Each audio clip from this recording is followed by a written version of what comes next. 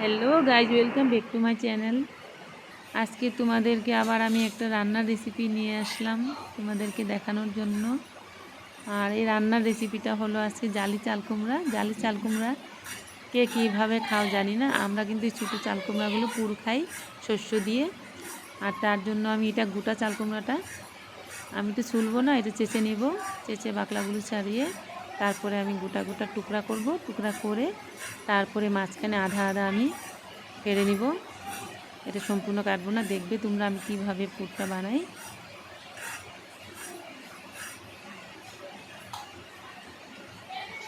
এখন অল্প ভারী ভারী করে আমি গুল গুল করে কেটে নিব।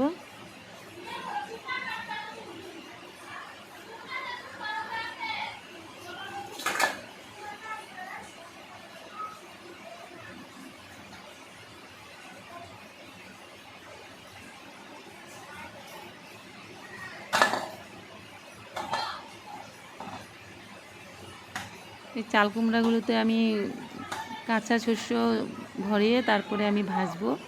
আমি কিন্তু এটা ভাত কেরালার পুরের মতন কিন্তু আমি এটা শস্য দিয়ে পিঠালি দিয়ে ভাজবো না। এটা তার জন্য আমি এটা কাঁচা ভরবো। কাঁচা ভরে দেখো আমি আধা আধা কেটে নিলাম। সবগুলো আমি এরকম আধা আধা কেটে নিব। এই যে দেখো আমি আধা সম্পূর্ণটা কাটবো না। তারপর আমি কি করব, সম্পূর্ণগুলো কাটা হয়ে গেলে তারপর আমি এগুলো অল্প সিদ্ধ করে নেব।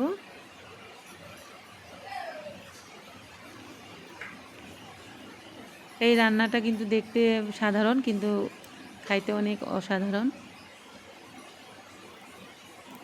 এটা কিন্তু বড় চাল কুমড়া দিয়ে হয় না, শুধু ছোটো চাল কুমড়া দিয়ে হয় এটা।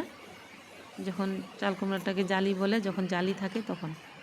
এখন দেখো আমার সবগুলো কাটা হয়ে গেল। এখন কাটা হয়ে যাওয়ার পর আমি এটা সবগুলো আমি সিদ্ধ অল্প, খুব সিদ্ধ না, অল্প আধা সিদ্ধ করে নেব। তখন চাল কুমড়া থেকে জলটা বের হয়ে যাবে। আর এখানে ভিতরে পুর দেওয়ার জন্য আমি দেখো শস্য আর কাঁচামরিচ নিয়ে নিয়েছি। শস্য কাঁচামরিচ দিয়ে আমি এটা পেস্ট করব। এখানে কেউ ইচ্ছা করলে তোমরা রসুনও দিতে পারো, রসুনও খাওয়া যায়, কিন্তু আমি রসুন দিব না। আর এখন আমি অল্প সিদ্ধ করে নিব।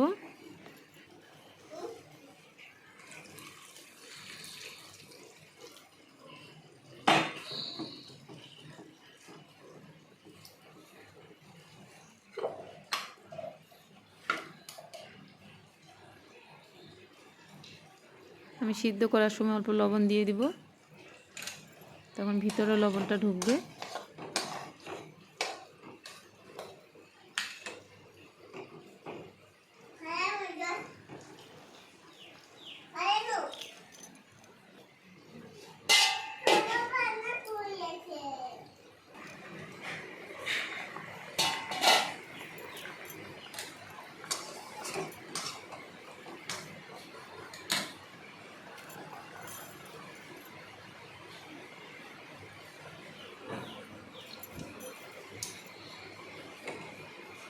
এখন আমি জল থেকে উঠিয়ে নিব। চাল কুমড়াগুলো আমার ভাপ দেওয়া হয়ে গেছে। এখন দেখো এই যে শস্যগুলো আমি পেস্ট করে নিয়েছি, এখানে অল্প লবণ হলুদ দিয়ে দিব। লবণ হলুদ দিয়ে তারপর আমি এইটার মধ্যে অল্প লবণ হলুদ দিয়ে মেখে নেব, কারণ ভাজা হবে তার জন্য। এটা আর এক্সট্রা পিঠালি দিয়ে ভাজবো না আমি। তারপর আমি এখানে মশলাগুলো আমি চাল কুমড়ার ভিতরে একটা চামচ দিয়ে আমি ভরিয়ে নিব সবগুলোতে।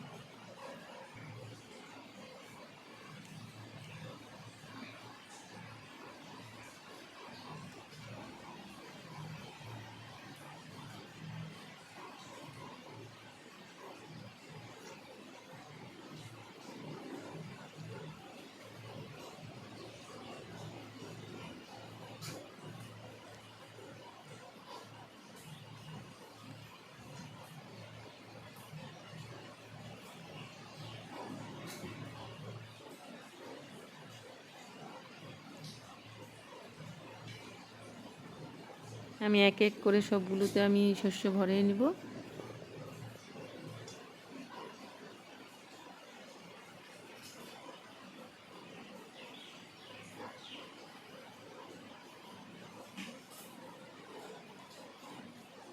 এটা সাধারণত আমরা যেদিন নিরামিষ খাই সেদিনই আমরা বানাই, আর সিজনে আমরা 1-2 দিন 3 দিন আমরা খাই।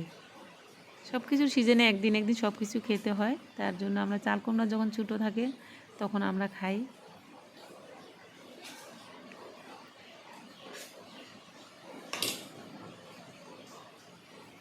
তার জন্য আমি তোমাদেরকেও দেখালাম। এখন আমার সবগুলোতে মশলা ভরানো হয়ে গেছে। এখন আমি কড়াই বসিয়ে দিলাম।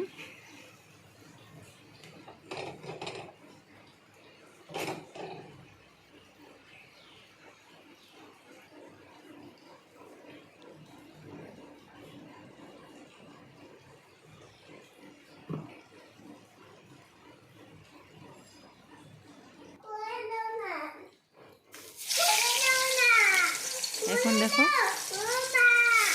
আমি চাল কুমড়াগুলো সব একসাথে দিয়ে দিব, দিয়ে আমি ভাজা। এই চাল কুমড়ার পুর বানালে কিন্তু অল্প তেলটা বেশি দিতে হয়, কারণ চাল কুমড়ার ভিতরের মশলাটা ভাজা হতে হবে, তার জন্য অল্প তেলটা বেশি দিতে হয়। তখন ভিতর অবধি ভাজা হয়ে যাবে শস্যগুলো, খেতেও অনেক টেস্ট হবে।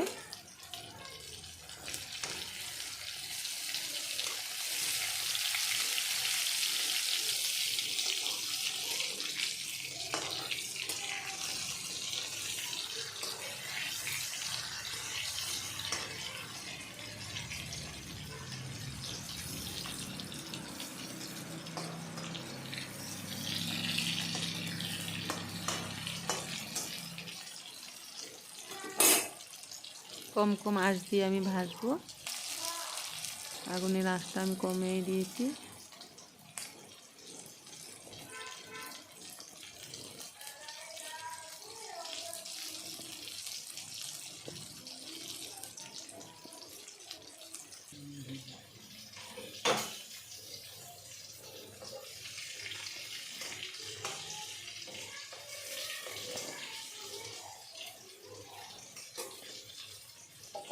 আমরা আসামের বাঙালি, তার জন্য আমাদের কলকাতা ভাষা স্পষ্ট হয় না। আমরা আসামের বাঙালি, আমরা এইভাবেই কথা বলি, আর আমরা পুরা ক্যালকুলেশন বলতে পারি না, পারলেও আমরা স্পিডে বলতে পারি না, তার জন্য মাপ চাই সবাই থেকে।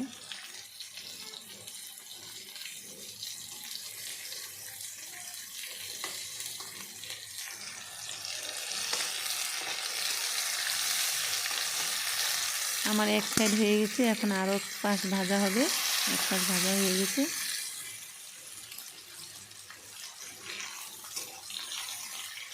তেল দেখো অনেক কমে গেছে, তেলগুলো ভিতরে ঢুকে মশলাটা ভাজা হয়ে গেছে।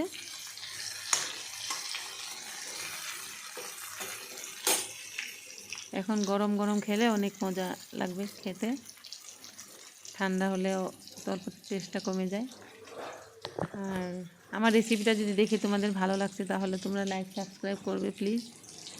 আর আমার ভিডিওগুলো তোমরা দেখবে, আমরা অনেক কষ্ট করে তো ভিডিওটা বানাই না।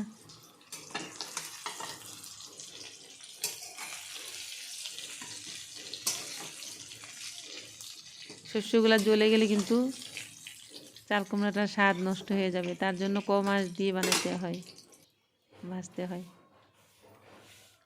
এই দেখো আমার রান্নাটা কমপ্লিট হয়ে গেল। তোমরা যদি সাবস্ক্রাইব করো না তাহলে সাবস্ক্রাইব করবে, তাহলে আমার অন্য ভিডিওগুলো দেখতে পারবে। বাই।